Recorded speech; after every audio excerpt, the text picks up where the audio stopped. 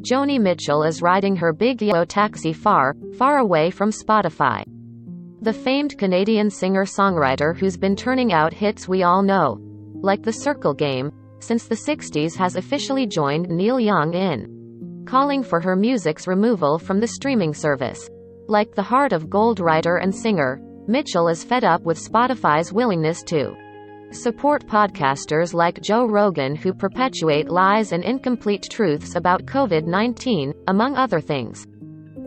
Rogan's podcast has been kicking around since 2009, but it notably became a Spotify exclusive in December 2020.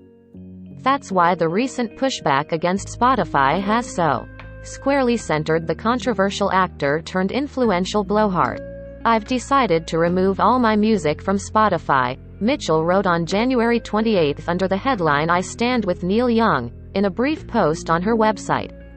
"Irresponsible people are spreading lies that are costing people their lives. I stand in solidarity with Neil Young and the global scientific and medical communities in this issue."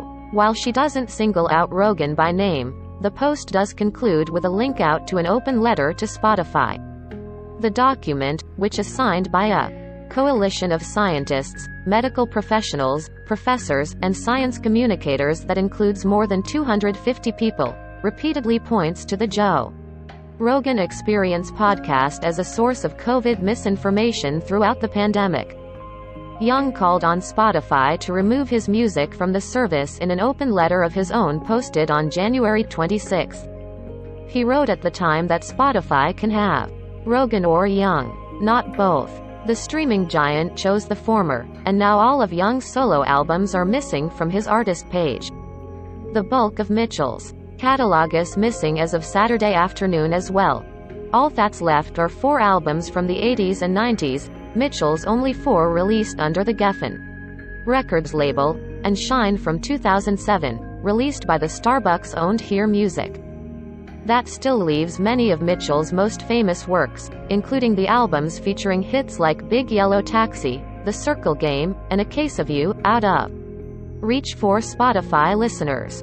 Young's demand to have his music scrubbed from the service became the most high-profile step taken by an artist following the coalition-authored open letter to Spotify released earlier in January. Now, Mitchell has followed suit. People are canceling their subscriptions in such great numbers that the system seems to be overloaded, and Spotify's shares have dropped far enough to wipe out $4 billion from the company's market value.